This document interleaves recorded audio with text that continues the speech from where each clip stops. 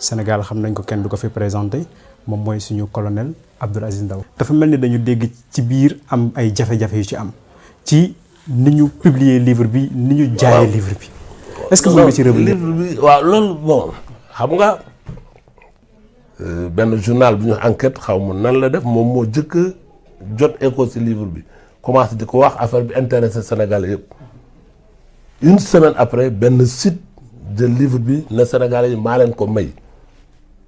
te yow yaa ko bind.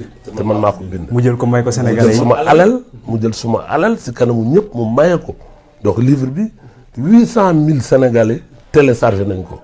dafa porter plainte des médias ci benn livre am bu site internet bi mettroon en ligne des médias dafa tooñ ñu condamné leen.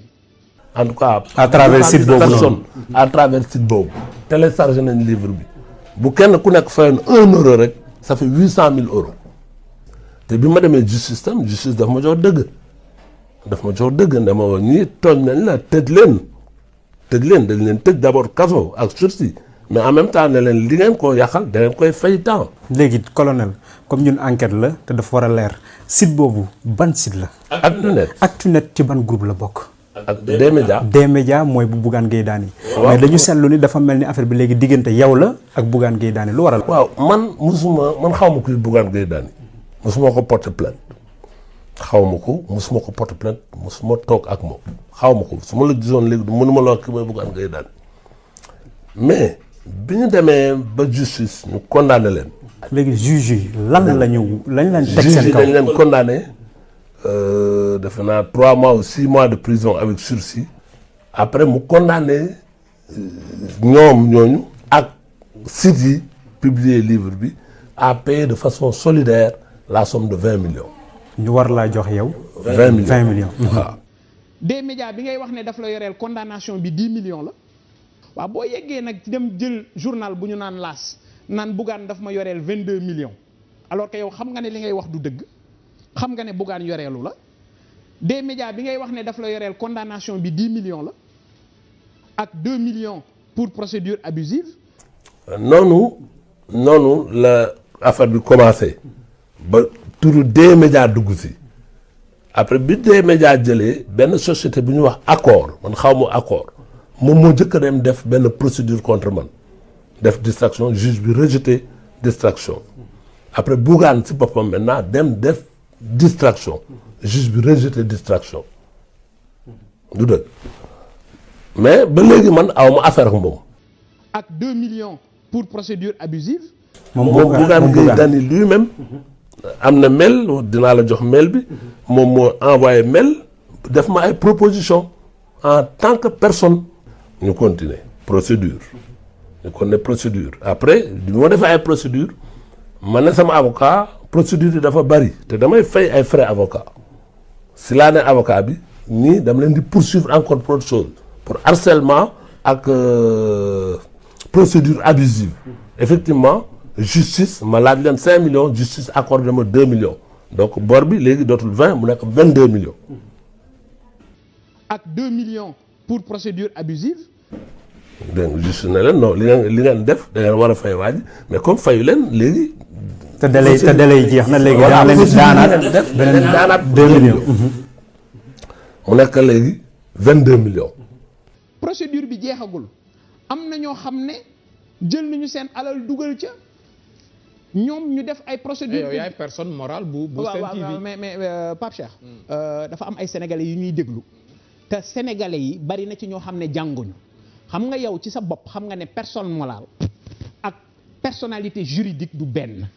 voilà ñu continuer di xeex ak man ay appel ay lii ay là def nañ ma ñetti appel mais le 9 septembre bii passé loolu yëpp c'est entre 2015 ba 2018 le 9 septembre defe naa la ma sama avocat na ma léegi procédure yëpp jeex na nañu exécuter rek moo des.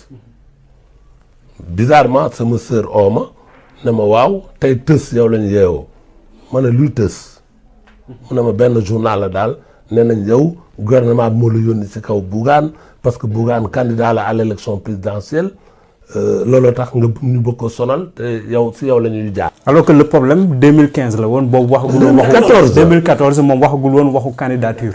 xamuñu sax candidature léegi fi mu ne nii nga topp procédure yi ba mu toll fii moom mu jàpp nii. voilà dafa am ñu la ngemb pour nga dal ci kaw. dañ la ngemb ma ne ko man ban état moom ay ngemb état bi li ma sax ak moom mooy weer bu dee mu fay suma retraite colonel la bu retraité weer bu dee dañ may fay suma retraite du leneen loo xam ne seq na ko état bi du ne dama rencontré membre gouvernement du ne dama liggéeyal gouvernement du ne dama seq dara gouvernement man loolu dama bëgg mu leer pour ñëpp du dëgg mais moom daf ma amel suma xaalis maa ngi sama sutura nag maa ngi sama sutura maa ngi sama ainsi de suite maa ngi suma xam-xam donc sama xam-xam boobu mooy liggéey nit du ma ko xañ comme ñoom ñoo am société boo xam ni vraiment société bi day liggéey am na doole am na lii am na la man société bi lay attaqué mu fay ma noonu la demee loolu tax man toppatoo ma ñeneen ñi ko naan yëpp toppatoo ma leen man kenn moom laa topp muy Dakar ak non Actunet ndax Actunet wóor na ma mën na ma fay 22 millions yi moom mën na ma ko fay li ma gën a naqari loo xam ne vraiment moi je tiens à le préciser loolu moo ma naqari looloo tax du ma bàyyi dama am yaay ma mère elle fait 89 ans elle habite ici à Fass man dëkkuma Fass voilà juddoowuma fa dëkkuma fa mosuma fa sax dëkk ndax bi sama yaay demee dëkk Fass laa dem Prytanée militaire après si camp yi laa dëkk am naa kër sama kër laa dëkk am naa jabar am naa doom mais lu tax chaque vendredi 16h rek benn huissier dina ñëw suma yaay jox ko këyit. pour yow. waaw këyit bii ñu ne Actunet la moo attaqué colonel bi bu vendredi bi stop ñëw ne non directeur publication Actunet la vendredi bi stop ñu ne D-Média la vendredi bi stop ñu ne Bougane Gueye. alors di intimider maire bi noonu. te alors que moom yoonam nekku si. di intimider su yaay c'est-à-dire vous voyez intimider une mère de 89 ans. mais c'est impressionnant c'est inhumain. mais c'est impressionnant c'est inhumain. dégg nga alors que am naa kër bu ñu demoon sama kër def loolu y a pas de problème et en douce on m'envoie des gens comme mon ami là dont je vous ai parlé mu ñëw bon à la fin kooku bi mu ñëwee ba def mooy dernière proposition des médias bi ñoo ne ma waaw ñoo léegi on va te payer 10 millions plus 2 maintenant on va te donner 1 million tout de suite et le reste on va te payer en 24 mensualités ma ne non loolu saaga la noonu laa ko jëlee man pour man lii saaga la noonu laa ko jëlee man pour man lii saaga la ñii il ne me respecte pas xamuñu man may kan dégg nañ sama tur dégg nañ colonel Ndaw mais xamuñu ma ndax bu ñu xamoon may kan man xiifuma xaalis am naa ko aw ma ko xiifuma xaalis ndax am naa sutura li ëpp importance man am naa ko mooy yàlla may na ma sutura boobu doy na ma mais téye ma naan ma ay 24 mois dinañ la mosal ak non man je ne fonctionne pas comme ça na nga xam kan la ñu amal affaire moi je suis un officier nit ku sacrifier lu bari la li si ëpp loo xam ne mooy li ëpp importance pour man mooy abnégation 42 ans man je considère que j'ai vécu dans l'abnégation pour le service de ce pays donc nit j'attends le respect des gens ku may sa xale nag ma respecté mais boo ñëwee naan ma waaw dinaa la jox 1 million li des 24 mois ma lay fay non alors que la justice me permet autre chose. À un moment donné j'ai été interpellé par le journal As. As ils m'ont interpellé ne ma waaw comment l'histoire avec Bougane ma ne Bougane le seul fait moom Bougane mu dem justice des procédures de distraction juge bi rejeté demande am boobu il devient partie au procès. Deuxièmement moom moo def à son nom et à ses titres ay proposition de moratoire yu mu signé. mail bi mooy mail yi nga recevoir. mail yi waaw après mon avocat me les a donné. donc il est parti au procès.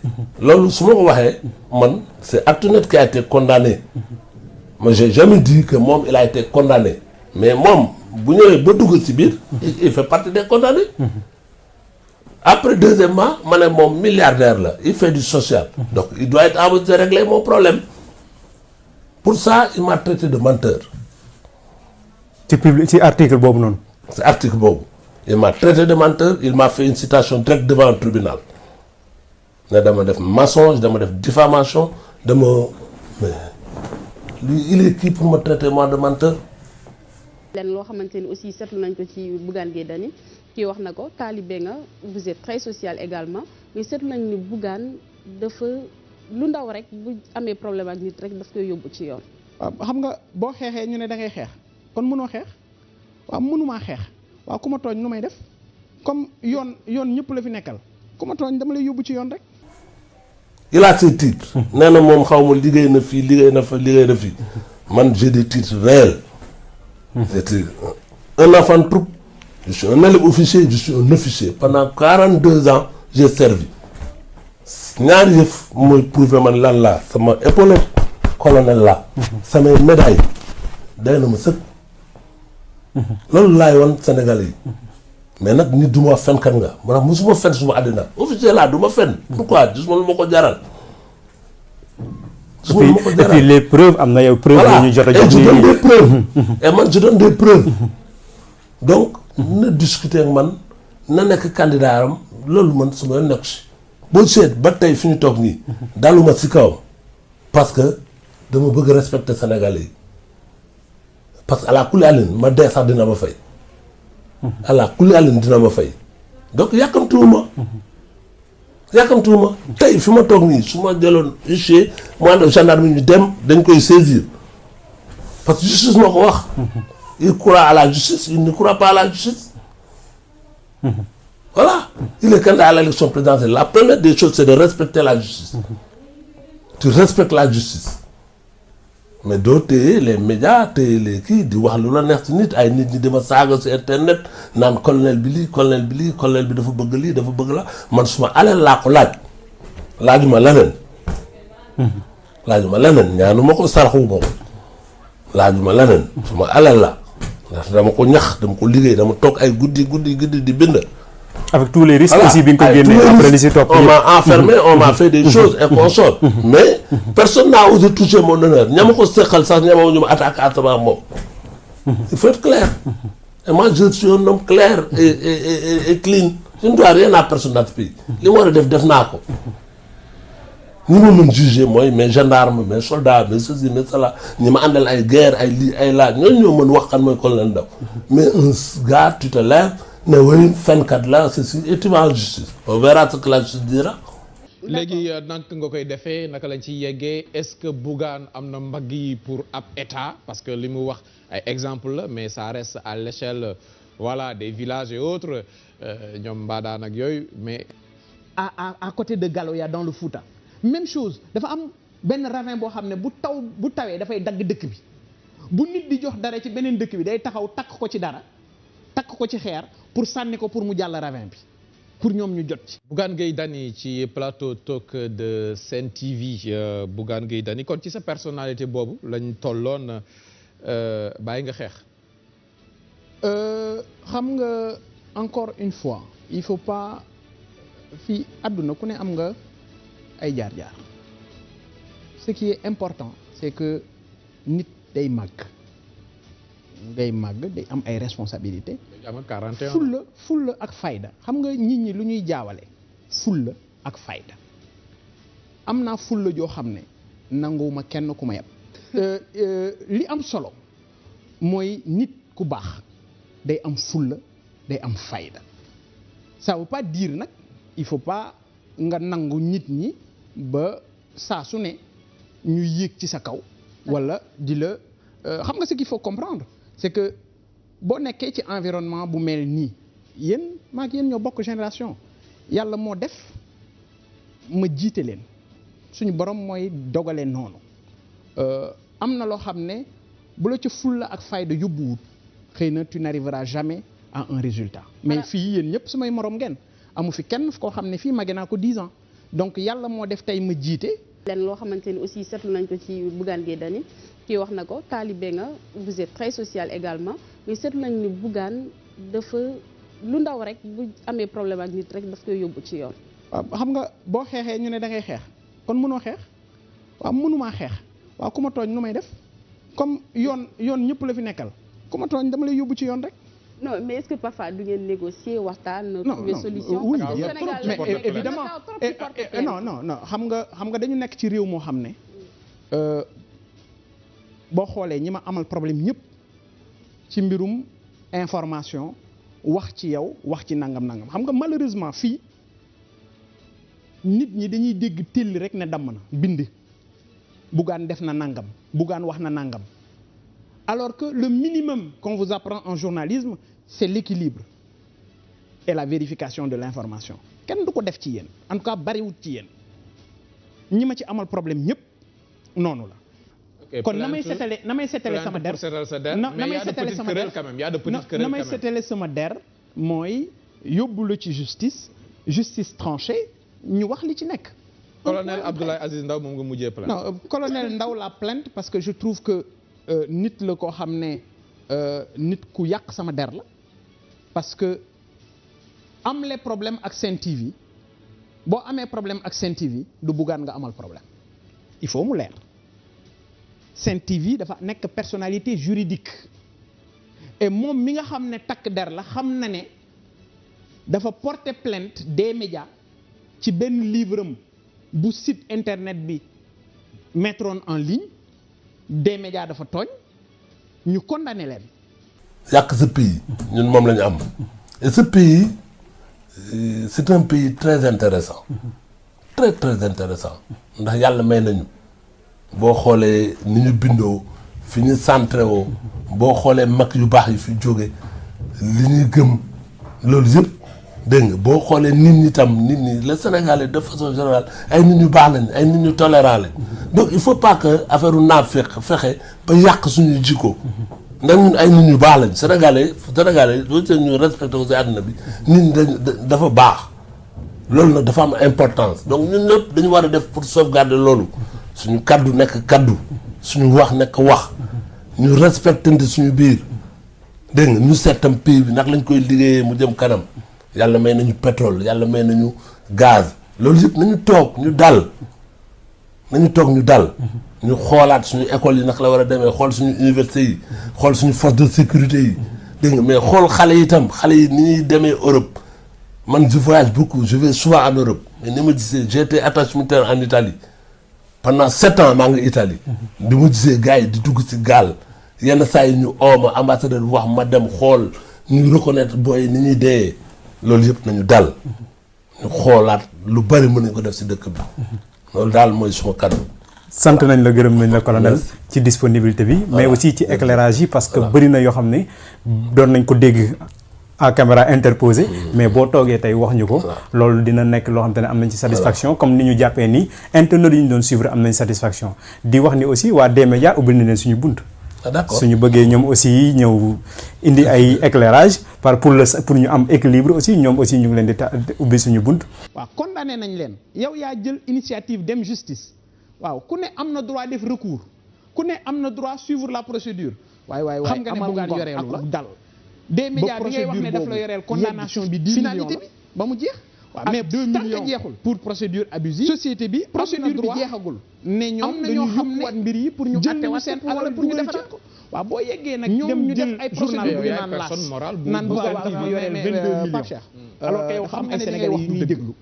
te sénégalais yi bari na ci ñoo xam ne jànguñu xam nga yow ci sa bopp xam nga ne personne morale ak personnalité juridique du benn xam nga loolu donc bu ñu jaxase xelu sénégalais yi la D-Média def bu ñu condamné D-Média la ñuy condamné kenn du condamné Bougane et la preuve ci condamnation boobu ñu def ñu condamné D-Média amu ci benn yoon bu ñu tudd turu Bougane kon je crois que moom la mu def lu mu xam la moom colonel bi daf ci jublu woon yàq suma der comme jublu ni ci yàq suma der ma yóbbu ko ci yoon pour yoon leeral ne li mu wax non seulement du dëgg mais li mu wax moom ci boppam il l'a fait à dessein pour yàq man sama der parce que tudd na ba tudd ci sama candidature. ok ci plainte yooyu pour l'économie du temps ci plainte yooyu mais sa employé yi fi jógee nga leen di plainte loolu nag la kenn yi jógee D-Média nga leen di topp yoon loolu la kenn mënul comprendre. d'accord D-Média topp leen c'est important. Bougane topp non mais ok d'accord D-Média topp leen